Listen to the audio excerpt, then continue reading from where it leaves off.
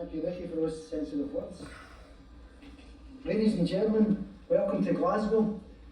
I don't know about anybody else here, but sitting in the audience, you can just feel the buzz and interpretation in this room. And I just hope that by presenting the work that we do with gladiators, that will give you some sort of insight, and hopefully anything that you may take away that hopefully will be a benefit to yourselves and your own work.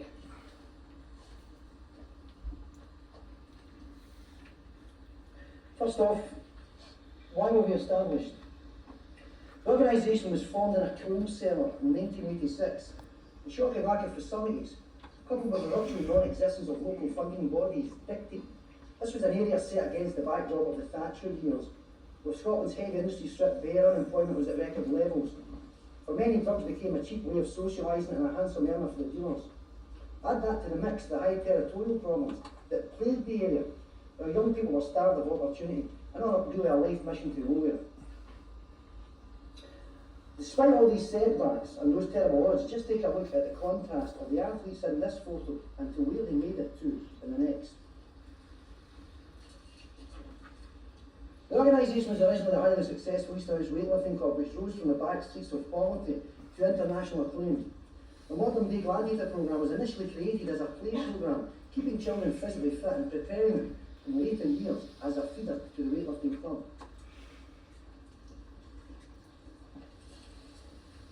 These athletes were no flash in the pan. They led the way for a great many others to reach a similar standard. The Gladiator programme now has a Glasgow-wide play base of over 2,000 kids per week, feeding into a multi-sports base of over 700 kids. The modern day programme looks after the financial and the operational needs of all our sports, including, of course, the original weightlifting club. Our main aim now is delivering physical activity through play and sport. With regards to key strategies and approaches, Gladiators works to two unique pyramids, one being the sporting pyramid, the other being the social pyramid. Each level interacts with their counterpart's level. Taking the sports pyramid first, we have physical activity. This is delivered through our play programmes, and we quite cleverly hide repetitive skills related to sport in the games without any pressure or knowledge on the kids at that stage regarding sport. The kids then progress to level 2, which is the technical level, where the hidden skills are now transferred to the technical requirements of the children's chosen sport. Level 3 is direct training. These children are now directly competing within their chosen sport. The intermediate level is very much on refinement, it's usually seasoned young junior athletes, and it's very much refining skills there. And of course, the one that we're all searching for, that very humanoid, the elite athlete at the top of the pyramid. The counterpart on the social pyramid, level 1, the outreach programme. We deliver the play facilities to outreach areas and shield the children from drugs, territoriality and crime. We then progress them to level 2, which we call the integration level. This is where the children come together for the first time from various areas, from various territories, at the main sports base of Gladiators. And we create an integration and break down many barriers. The perception level, the kids are now competing up and down the country. They're seeing that there's more to life, there's more to their own neighbourhood, and it's broadening their perceptions of life. Level 4 is the personal development level. We train the children up on many leisure, many sports courses, and this allows them, if they don't succeed at the top in sport, to go on and develop a career where it is sports development, or leisure management. And finally, of course, level 5 on the social pyramid is the community regeneration, changing the perspective. An international athlete in a community says a lot about a community. It speaks opposites of the anti-social troubles that tends to plague a community. Gladiators also work to a physiological sequence. Child obesity is a disease that threatens to bankrupt health boards, create millions of premature deaths, and unfortunately distort the very foundation stone that all sports require to produce their athletes.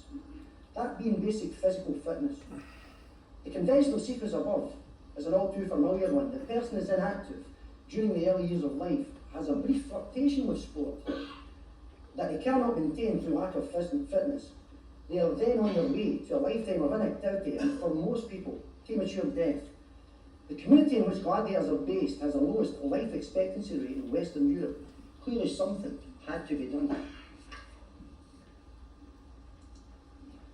The gladiator physiological sequence works on the principle of physical activity from cradle to grave.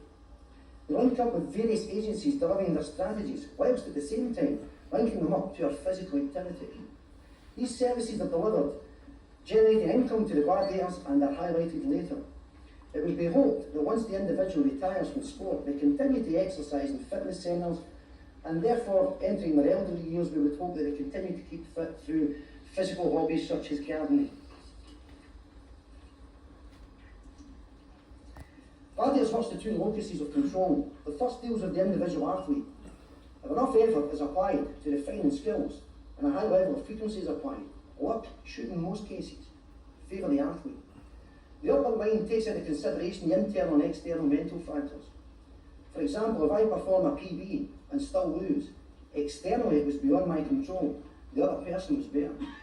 However, if I am below my best and could have won, that's internal to myself.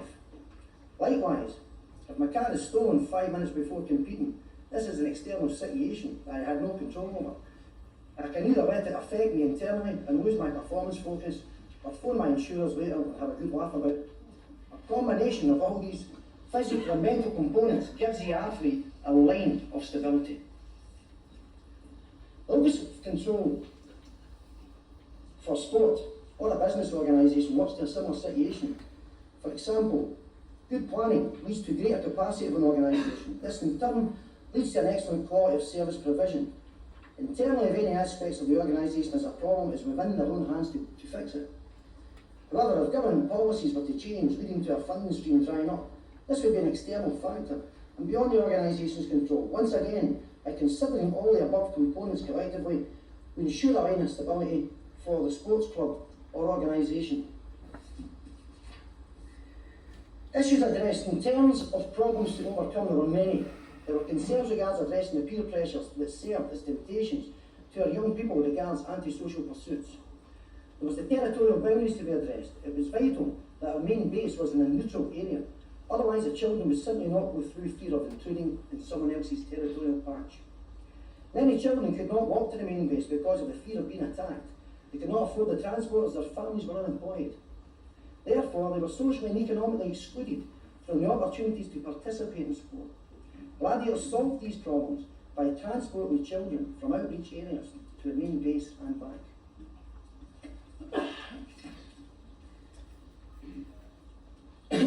Oral hygiene. This started off as a pilot scheme with 30 nurseries, has now grown to 688 nurseries throughout the Glasgow area. The first half of the session involves delivering the oral hygiene strategies with Gladiator, our mascot, then leading the children into a physical activity part of the session through song and dance, thus beginning the first step for the child in the 2 to 5 year age group, highlighted in the Gladiator physiological sequence. The education authorities. We tackled the subject of child obesity with the education authorities. Regards all of Glasgow schools and after schools. This programme is delivered to over 24,000 children in 200 plus locations, Glasgow-wide. The key theme here is to address, through physical activity, issues relating to child obesity in a city deemed to have the lowest life expectancy rate in Western Europe. For continuity purposes, we still use our mascot Gladiator. However, the physical activity is increased through use of Gladiator's specifically designed theme toys, addressing strength, speed, stamina, mobility and flexibility during a fun-filled session that continues the Gladiator's physiological sequence through to the 5 to 9 year age group. With regards to our nighttime play halls, they serve to divert the children in local communities from antisocial pastimes. However, hidden sports skills are now concealed within the games, creating a repetitive skill base and preparing for advancement into sport. There is of course no mention of sport to the children at this stage, thus ensuring the children are not subjected to the pressures of modern day sport at an early age. Although the task force activity socially caters for 6 to 12 year age group, the repetitive skill base is concentrated in the 9 to 12 year age group in line and ensuring continuity of the Gladiator physiological sequence. Gladiators enjoys healthy relationships with the British Amateur Weightlifting Association. We have brought many events to the local area such as Scottish, British, Celtic Nation Championships. These events become an inspiration to children in the play programme in terms of encouraging them to make the progression from physical activity through to play. This section here represents a continuation of a physical activity through to sport. This now progresses us in the gladiator physiological sequence to the 13 to 30 age group. Our core sport also delivers or serves other sports. We deliver power development to our 14 football teams as well as other individual sports. People concentrating on fast twitch fibre movements and body mechanics. We have even been commended by Celtic Football Club's Director of Fitness, Mr Jim Henry, for passing our skills on to his fitness team. It's worth noting that 1 year later, Celtic reached the UEFA Cup final.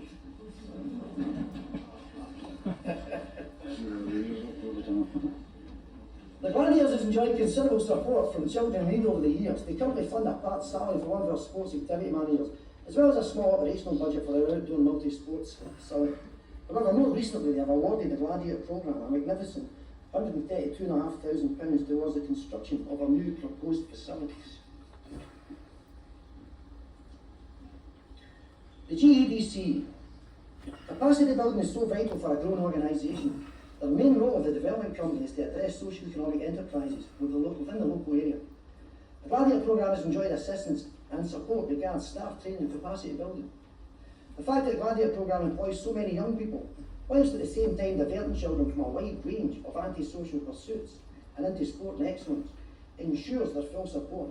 This again demonstrates the benefits of running a charitable public limited company such as Gladiators, where all profits are targeted at physical activity and sport.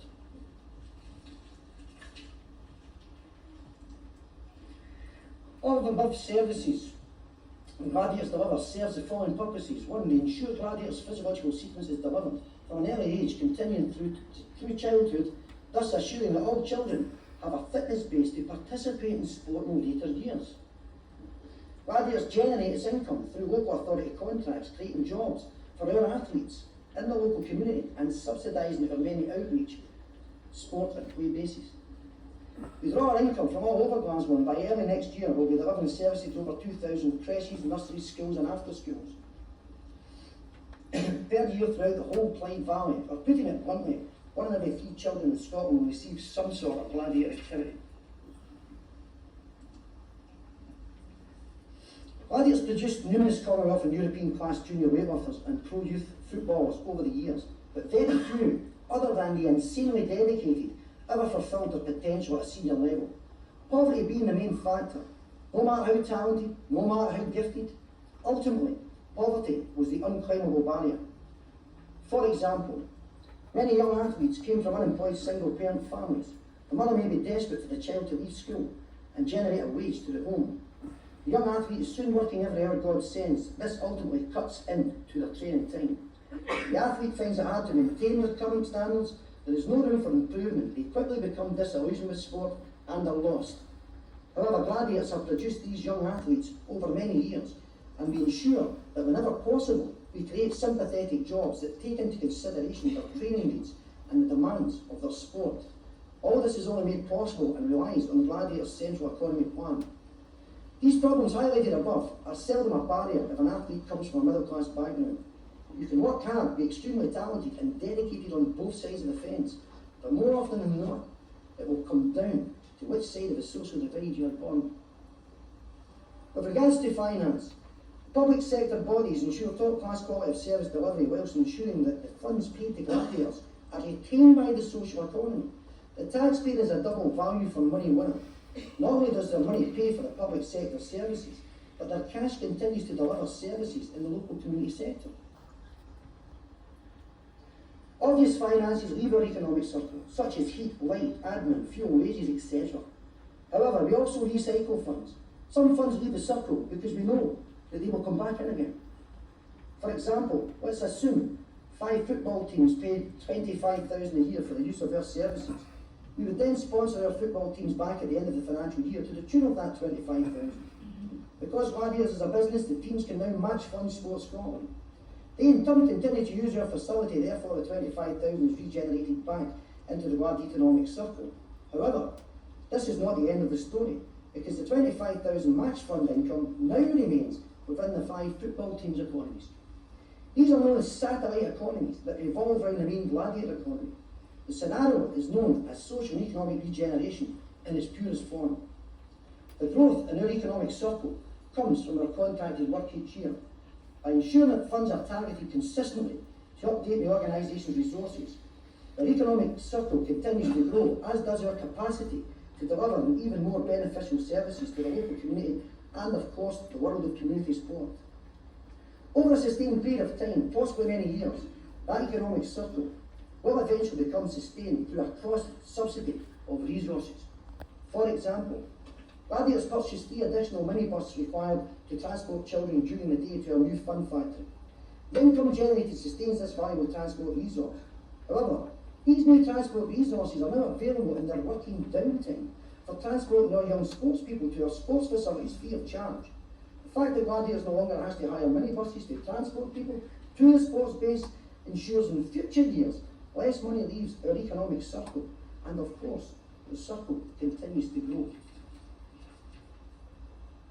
With regards to gender issues, it's important to encourage as much female participation in sport. Gladiators achieve this through the physical activities of the play programme, where 53% participation is female. Whilst we have the same national average falling onto sport, our females come from a far greater participation base. Therefore, we still see substantial progression. We have created many female Scottish and British champions, as well as a double Olympic special needs champion. Gladiators will, at the end of this year, employ 22 full and 14 part-time staff. We are backed up by over 20 volunteers locally and come into contact with numerous volunteers from other social economy groups that we deliver service to Glasgow-wide. A line of progression shows how children evolve through the years, from the play programme all the way through to employment, if not by us, then by someone else. Gladiators always ensures capacity is never outstripped by demand. We will not promise to deliver unless we are sure that capacity issues such as human resources, equipment, transport and facilities are capable. In terms of growth, capacity building must come first. With regards to sustainability, Gladiators are now at an advanced stage regards developing our